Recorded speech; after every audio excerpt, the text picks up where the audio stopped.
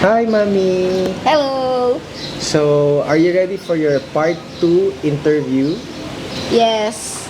Okay, so I'll just ask you 3 questions. First question is, what would you like the people to know when you say Zarina Salandanan Rasco?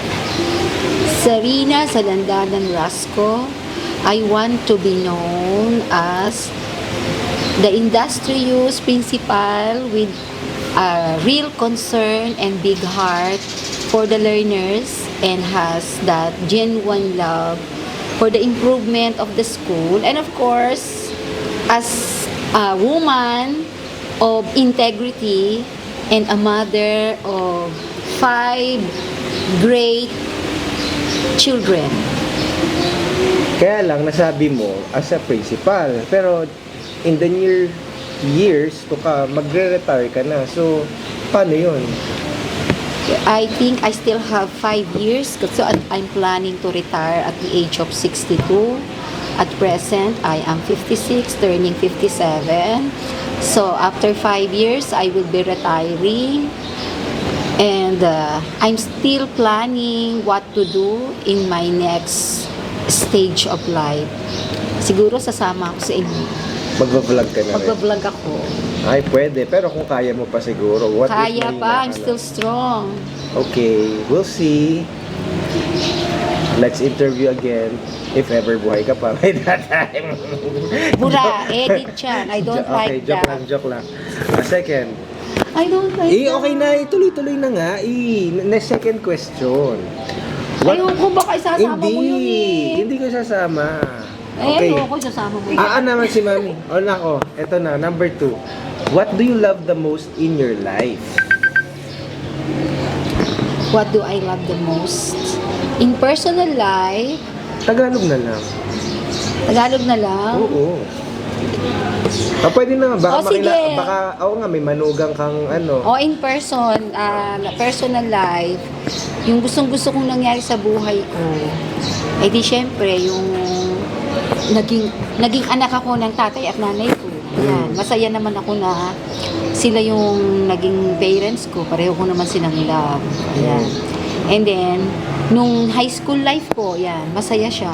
Kahit hindi ganun colorful yung mga love life. Kasi studious lang ako noon eh. Aral-aral lang. Tapos, ayan, nung married life ko, although hindi siya perfect, pero ganun talaga, pero masaya pa rin. Hanggang sa trabaho ko, yan. Wala namang yumayaman sa trabaho ko. Pero ang mahalaga, masaya ako sa ginagawa ko. Okay. Third and last question. What one life lesson would you like to impart to your grandchildren in the future? Wala ka pang grandchildren, so future grandchildren. O, di sa anak ko na muna. Sige. Sa anak ko, yan, gusto kong, kagaya ko, minamahal ko ang kahit anong trabaho na meron ako. Yan, mahalin niyo yung trabaho nyo. Kasi, hindi lang dahil sa yan ang bread and butter nyo. Kung hindi, yan trabaho nyo, yan yung fulfillment na rin ninyo. If may iba pa kayong nais, pwede naman pagsabayin. Ganon. Tapos, kasi, mahalaga na masaya ka sa bawat ginagawa mo. Hindi mo siya iniisip na trabaho. Iniisip mo lang siya na ginagawa mo siya as out of your responsibility. Pero, meron naman kasing balik yun, di ba? Bukod sa financial, yung self-fulfillment. Ayan, maganda yun. Okay. Any parting words to our viewers? Sa apo pa. Ganun na rin ang lesson na gustong ibigay sa apo ko, sa magiging apo. Pero yun, syempre, dahil bata pa yun, at mga bata pa, syempre, hindi patungkol sa trabaho. Yung i-enjoy lang yung childhood nila. And while enjoying the childhood, dapat, kahit bata pa sila, meron na rin silang parang admiration o mga I think yung ambition.